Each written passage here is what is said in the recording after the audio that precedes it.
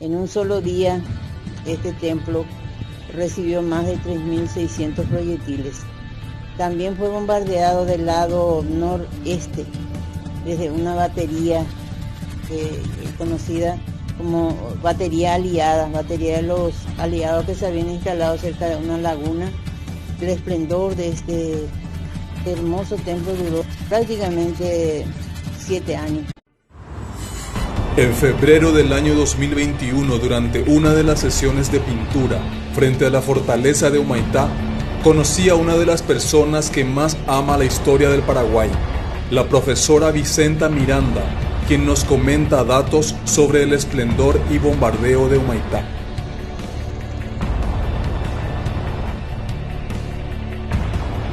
Y bien, queridos amigos, tengo el honor de darles la más cordial bienvenida a la comunidad de Humaitá y muy especialmente a este sitio histórico, emblemático para nosotros y no solamente para los humaiteños, sino para todos los paraguayos y, por qué no, para los extranjeros también que atraídos por la historia vienen a visitarnos con mucha frecuencia. Estoy hablando del emblemático sitio conocido como la ruina de Humaitá.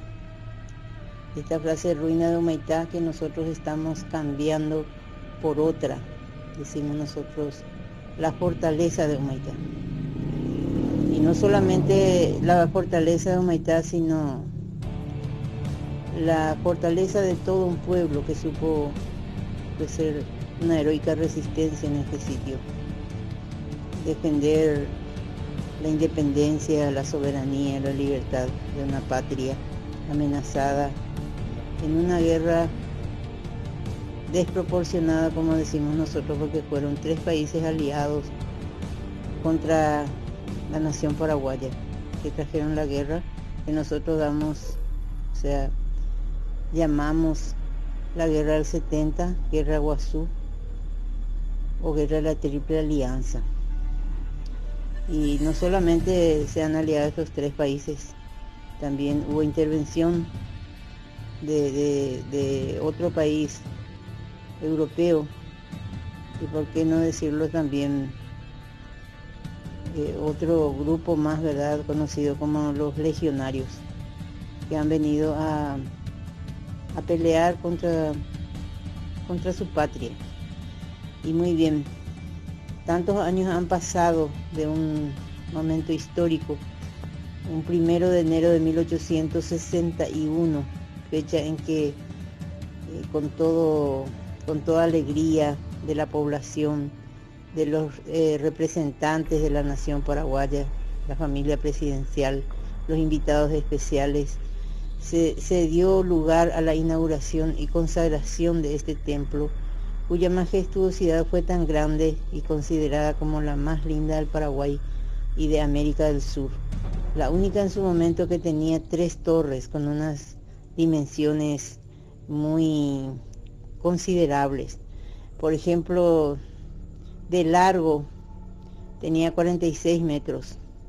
La torre principal, la torre del medio, que ahora vemos más truncada, tenía aproximadamente 30 metros y de frontis tenía aproximadamente 20 metros. ¿Cómo se sabe estos datos hoy día? Porque en aquel entonces, en víspera de la inauguración, de la solemne inauguración y consagración como santo patrono de este lugar, de esta iglesia, a San Carlos Borromeo, por orden del presidente de la República, don Carlos Antonio López, pues era el presidente de la República quien determinaba en dónde se construía una iglesia y qué santo patrono se le iba a asignar. Entonces, la previa de estos trabajos, de la ejecución de estos trabajos, el control, la dirección estuvo a cargo del aquel entonces brigadier Francisco Solano López, que luego fue jefe del ejército paraguayo, presidente y jefe del ejército paraguayo durante la guerra de la Triple Alianza. Entonces, él pasa los datos a su padre, que era presidente, y Y ahí da las dimensiones. Esas dimensiones estaban dadas en varas y traducidas las dimensiones, entonces tenemos esas medidas aproximadas que le estoy diciendo. Tenía 7 arcos, número bíblico, como se dice, ¿verdad? 7 arcos y una entrada principal. Ahora vemos que la torre más alta es una de las torres más bajas en aquel entonces y como ya dije, la torre más truncada es la que está la que fue la más alta y la que está ahora ocupando el sitio del medio. Y bien, ¿qué más podemos decir de esto? De que la fiesta de inauguración y consagración estuvo, como les dije, como ya comenté, pero contó, ¿verdad?, con la solemne presencia de la familia presidencial encabezada por don Carlos Antonio López, presidente de la República, invitados especiales de Corrientes. Se han contratado bandas de música de Italia, las mejores bandas de música del Paraguay. El mariscal López, que era el anfitrión, supo brindar finas atenciones a sus invitados, y tal es así que algún escrito de la época nos dice que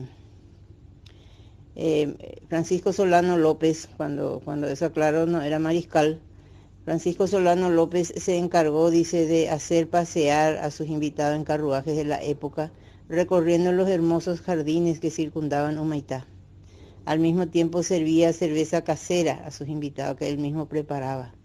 Y Madame Lynch, que fue una de sus compañeras, su compañera sentimental, ¿verdad?, y que le acompañó en los distintos campos de batalla hasta Cerro Corá, tuvo a su cargo la animación referente, ¿verdad?, al baile. Se ofrecieron bailes populares, bailes de salón que ella misma había traído de Europa.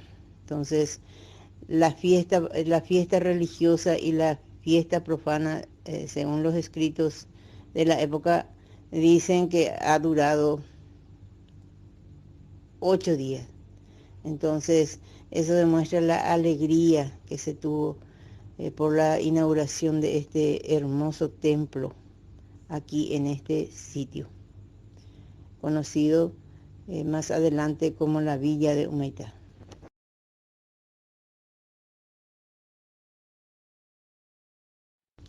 Y hay una pregunta de rigor que o sea, que la mayoría de los visitantes hacen, ¿verdad? ¿Y cuál es esa pregunta? Al llegar dicen, y al ver la recreación en 3D que hacemos en el museo, más lo que tenemos en el cartel aquí frente a la ruina, o sea, frente a esta fortaleza, entonces la pregunta es, ¿por qué en un lugar tan descampado, alejado de la capital de la República, Asunción, el presidente don Carlos Antonio López decide inaugurar un templo tan lindo, tan majestuoso en este sitio descampado? Y bueno, la respuesta que nosotros damos es, y que nos llevaría a pensar a todos los que visitan este sitio, es que hay un hecho innegable. Humaitá es la puerta de entrada al Paraguay.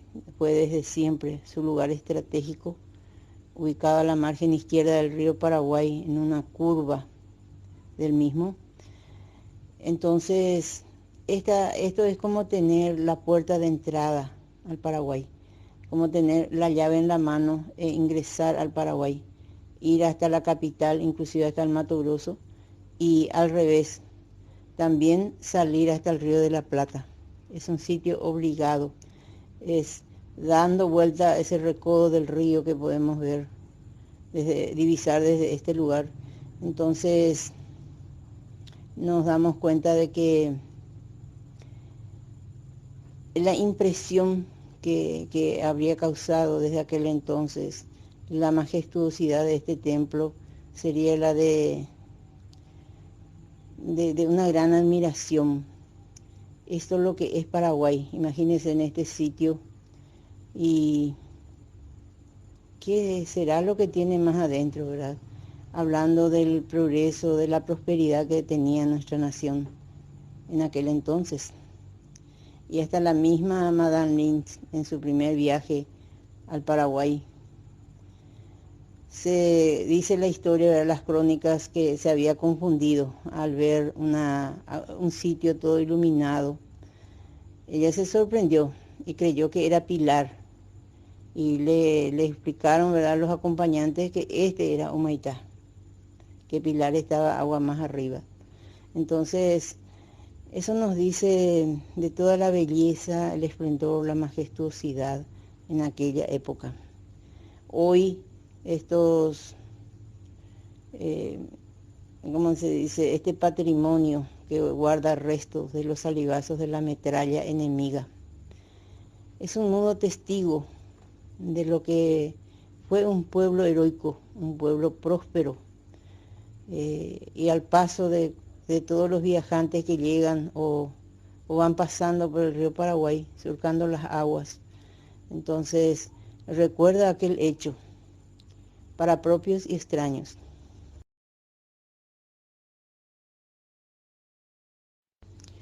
Y siguiendo o sea que resumiendo en una breve cronología con relación al templo erigido en honor a San Carlos Borromeo, podemos decir, reiterar que fue inaugurado un 1 de enero de 1861. Fines de 1864, comienzo del 65, sobreviene la Guerra de la Triple Alianza, con las campañas del Mato Grosso, Uruguayana, Corrientes, y luego la campaña de Humaitá. Y durante la campaña de Humaitá, este templo fue bombardeado. Y fue desde agosto de 1867 hasta febrero de 1868. Un bombardeo incesante, de día y de noche, como dicen las crónicas históricas, de parte de la escuadra brasilera que estaba apostado a aproximadamente 4.500 aguas abajo de este lugar, dando vuelta a ese recodo en el río conocido como la Península, desde un sitio que nosotros conocemos como Itapunta. Y no solamente la escuadra brasilera lo había bombardeado. Dice las crónicas, ¿verdad?, de que en un solo día este templo recibió más de 3.600 proyectiles.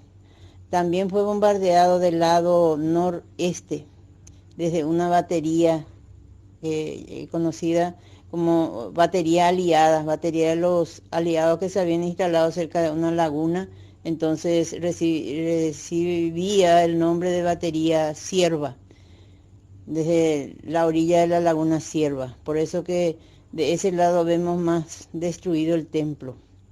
Y así, entonces, el esplendor de este hermoso templo duró solamente, o prácticamente, 7 años, y luego destruido por la guerra. La historia dentro de la Iglesia Católica nos dice también que muchos itagüeños, por ejemplo, fueron ordenados en esta iglesia de Humaitá, o sea que cumplía muy bien su función de ser una iglesia representativa del Paraguay. Y bueno, agregar a estos datos que quien tuvo a su cargo el diseño del plano de este templo, por orden de don Carlos Antonio López, fue el austrohúngaro, contratado por el mismo presidente Francisco Wisner de Morgenstern, y 5.000 soldados en pasamano.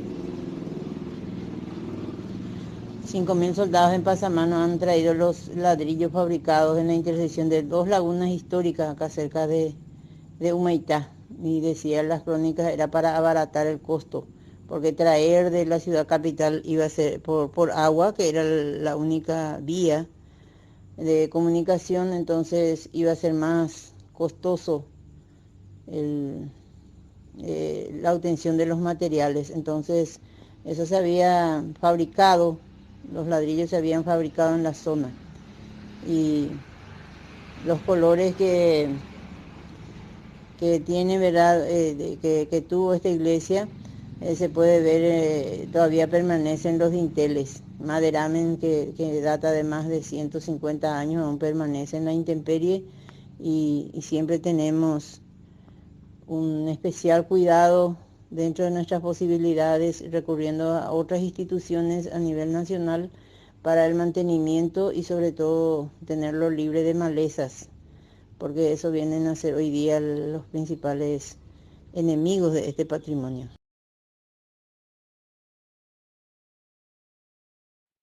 Y como ya mencioné, en este sitio se ofreció la más heroica resistencia a los enemigos. Y yo suelo decir, ¿verdad?, que en el tratado secreto, en el artículo primero de su protocolo, dice destruir la fortificación de Humaitá, o sea, todo lo que hacía a la defensa de Humaitá, dentro del cual estaba este hermoso templo y muchos otros edificios, como por ejemplo lo que fue uno de los cuarteles generales del Mariscal López, otros cuarteles, bueno, todo lo que hace a una comunidad en pleno desarrollo como era Humaitá en aquel entonces. Y decía que en el tratado secreto figuraba destruir la fortaleza de Humaitá. Eso denota la importancia que tenía en cuanto al sistema defensivo de todo el Paraguay. Y efectivamente, por prácticamente 3 años se ofreció resistencia en este lugar, mientras se libraban batallas en los campos, como la de Bellaco, primero Paso de Patria, que fue invadida, después la batalla de Estero Bellaco, Tuyutí, la más gloriosa, como Curupaytú y otras batallas. Entonces, Humaitá seguía ofreciendo resistencia en este sitio. Y todo ese bagaje de nuestra historia, ¿verdad?, de los hechos transcurridos durante 3 años, a partir de finales de 1864,